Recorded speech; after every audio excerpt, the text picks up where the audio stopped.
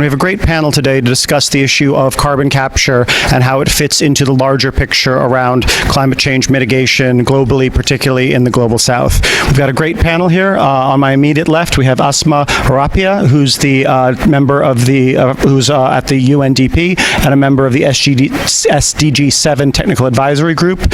Further to my left, we have Greg Searle, the commercial director for Sea Capture Limited, and at my far left, we have Tony Tiyou, the CEO and editor-in-chief at Renewables in Africa. So just, I think, we want to start by setting the stage in terms of what CCUS is and how it fits within the larger picture around decarbonization. So Asma, do you want to sort of take us through sort of a high-level view from sort of where UNDP rather, sees CCUS fitting into the larger vision, particularly in the Global South? Thank you so much, and good afternoon, everyone. So happy to be with you all here. So I came all the way from Tunisia, that small country in North Africa. So I'm very glad to be with you all here. So just to put it in simple terms, like it's about decarbonization. So carbon capture, utilization, and storage. So for CO2, how do we make sure either we reuse it while we use it or we store it in a way that is safe, so it wouldn't harm the environment. For UNDP, one of its largest initiative is the Climate Promise Initiative. So the Climate Promise supports countries in their energy transition, decarbonization, and net zero emissions. So this large or huge project also tackles the NDCs, since countries now some have already submitted their NDCs, but I think the majority have submitted their NDCs. So NDCs is nationally determined contributions, and these are each country's goals to meet the Paris Agreement targets. So it's very interesting to see how NDCs can also support us with decarbonization. So yeah, this is like a high-level overview, but I'm happy to get in depth throughout the session. Thank you. Great, thanks, Asma. So moving on to Greg, I think as a practitioner in the CCUS space, I think you could enlighten us quite a bit on sort of where you see the CCUS as an initiative, as a technology, and sort of where you see it, how has it progressed over the last 5 to 10 years? Where do you see it going? Sort of give us a bit of a flavor of sort of what the technology looks like at this point. Certainly, thank you, Matt. So I'm Greg Searle. I've spent 30 years in BP in technology, and I'm currently the commercial director of a technology startup that captures carbon. I usually talk a lot about technology and jumping the valley of death as you try and scale up technology and the in-depth detail of technology, but today has sort of made me lift my sights a little bit, and I've scribbled some notes. So I'm going to start with something like we're all global citizens, and therefore we've got to look after the environment, and electrification has to happen.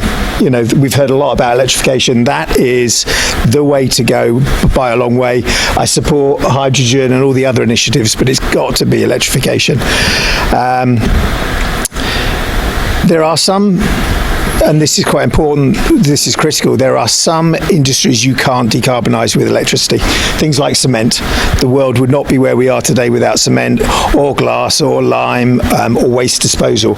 These industries need carbon capture to be able to not release carbon into the atmosphere.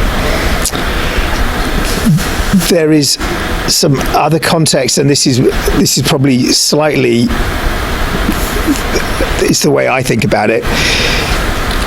From a fundamental basis, when we emit carbon, and I don't have a problem with emitting carbon. What I have a problem with is when you emit it, as consumers, we don't pay the price of cleaning up after ourselves. That's the sort of fundamental piece here. So the world has a problem of, global warming is real. We have to remove the carbon out of the atmosphere. And fundamentally, the only way to do that quickly is carbon capture. Electrification is coming, and that's great, but it takes time. We've all heard about the challenges today about how long it's going to take to get there. Carbon capture you can deploy now. It can take carbon stop it going out of the atmosphere, or actually, if you're using BECCS, it can remove it out of the atmosphere and you could lock it away safely. And that's quite interesting. It doesn't matter where you release carbon, it's about making sure it comes out of the atmosphere. Matt, to your point, there are initiatives around the world where carbon is being captured and sequestered safely today. We know this works. We know it can do it. We just need to do it quick. Economics of this and what the business and scaling looks like in terms of what this looks like per ton, and also in terms of infrastructure investment. But then I think just bringing Tony into the conversation, I think maybe it would be useful if you talked about sort of what this looks like on the ground in Africa. Is there a conversation around CCUS there, or is that sort of something that still looks like it's a ways away? What is the sort of renewable space and the CCUS space in the region looking like right now? And is there an opportunity for this carbon capture industry to grow, or is this something that sort of hasn't really arrived yet? Thanks for that, for these questions. So the straight answer to that, it's carbon capture. It's still a relatively new topic in the continent because we have other priorities. I think it's fair to say that energy access, energy transitions is clearly our priorities. Living in a global village, so meaning that we can't be immune for what's happening in other parts of the world, and especially as we all know, yes, it's fair to say that Africa doesn't pollute as much as the other places, but we suffer more than others. That's the thing as well, yeah? So which means that we do have a strong incentive in making sure that we get in the conversation. So although it's still a very new question, there are definitely a couple of initiatives that's happening. And the other thing as we're talking about carbon capture, I'm sure we're going to come to that a little bit later, but you probably know that Greg will probably back me up as well, and I think Asma as well. Does the economics of carbon capture require a sort of regulatory system and a carbon pricing system to make that sort of $100, £100 a ton make sense as an economically viable transition? And does that mean that it makes more sense for countries such as Europe that are talking about using carbon border adjustment mechanism to make the consumer pay more? Is that sort of where the impetus for carbon capture, is that where it has to come from? My favourite subject. I came up here today saying I wasn't going to talk very much, and here I am. Governments have to put in the regulation to ensure that the consumers, when they consume something that has costs carbon in the environment, have to pay to have that cleaned up, or pay for the damage that it's doing, so effectively clean it up. So that is where the emissions trading system, CBAM, and even these carbon take-back mechanisms that people are talking about now really come in. And for sure, I would offer that if you look at the billions of dollars of the pipelines and the systems that need to be put in place, it's more than $100 a ton or £100 a ton to take carbon dioxide out of a flue gas and make sure it's locked up safely. But why is that just not happening? I just don't understand. I guess the question that this sort of raises for me is this question of who pays. Is it going to be the producer who might be in Tunisia, or the consumer? And I guess this brings us back to the question of what this looks like in the global south, in an area like Africa. I know on the last panel we talked about some of the just general benefits of electrification in terms of cleaner air, in terms of cheaper, more distributed power, in terms of lower prices. Is there an equivalent in carbon capture? Is this something where the advantage is this something that businesses are looking at as a good in and of itself, even in these regions, or is this something that looks very different in the sort of global north versus global south? Tony, I give my opinion on that. As I say, so the question of carbon, it's a carbon pricing, and which sort of where it comes down to, it's an interesting question. Again, in Africa, in terms of governments, policy, regulatory framework, I think as far as I know, I don't think we're there yet. Maybe some of the countries that are more advanced, like potentially South Africa, Morocco, because Rwanda, I'll be surprised. Maybe those two, because those are the ones that are the most advanced in terms of the regulatory framework.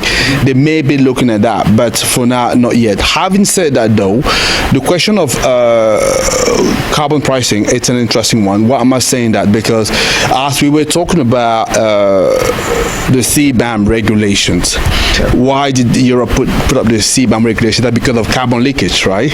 Which is simply country looking to avoid to paying taxes, but obviously moving the production in the global south, where there is less stringent regulation. They can produce as much as they want and bring it back here in let's say in Europe. Now, obviously, with the CBAM coming into in action in 2026. Thanks. Asma, do you want to? Sorry. Do you want to sort of expand a bit on some of the trends that Tony's talked about? How are you seeing that sort of in some of the work that you're doing in terms of integrating sort of local firms with global supply chains, and what that looks like in terms of being sort of more tied into the decarbonisation agenda, whether that's through CCUS or some other regulatory system?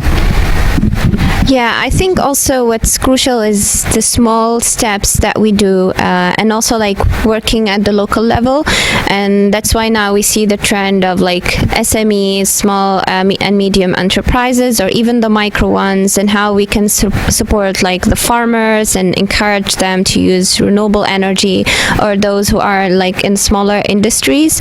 And for example, in Tunisia, I was specifically on phosphate because it created a huge debate in the country. I was looking into, okay, what steps could be done even at a smaller scale, or cheaper like steps that we can take to make this issue solve. So for example, it says if you put water on the road, or if you cover the tracks. So sometimes it's really like those simple steps that can make a difference, but we are wondering why governments are not taking those steps. And in terms of like consumers, that's something very crucial. Like for example, for phosphate, I was checking, okay, who are these consumers? It says like the list is not like published. So it's very crucial that we also see the private sector and what the private sector is doing, not just like what governments, but sometimes also the private sector has a very crucial role. I saw that here in the UK there's an organization called Consumers International. They work a lot on like consumers and energy. So bringing in the private sector and their solutions would be very crucial as well. Great, thanks, Asma. Do you want to talk a bit through, I know I don't want to get too technical for this audience, but sort of where the technological progress is and what the sort of different potential sort of pathways towards developing carbon capture systems are, and where they're better or worse suited? Just a very broad question. So the idea here is to control the temperature rise, essentially. So just to control the amount of CO2 that we have up in the air. That's what we say. Even if to control it, we need to have the net zero. That's fine. But we even need to remove much more than that.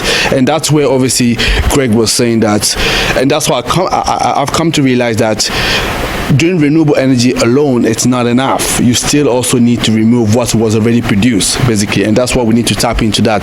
And this is the reason we need to look at a variety of technologies, and direct air capture is one that he's mentioned. Nature-based as well is another. And it's fair to say that for the benefit that we will be getting by getting it done, it's at times a little bit difficult to understand why we're not looking at that much more carefully. So I can only back what he's saying. That's what I would say.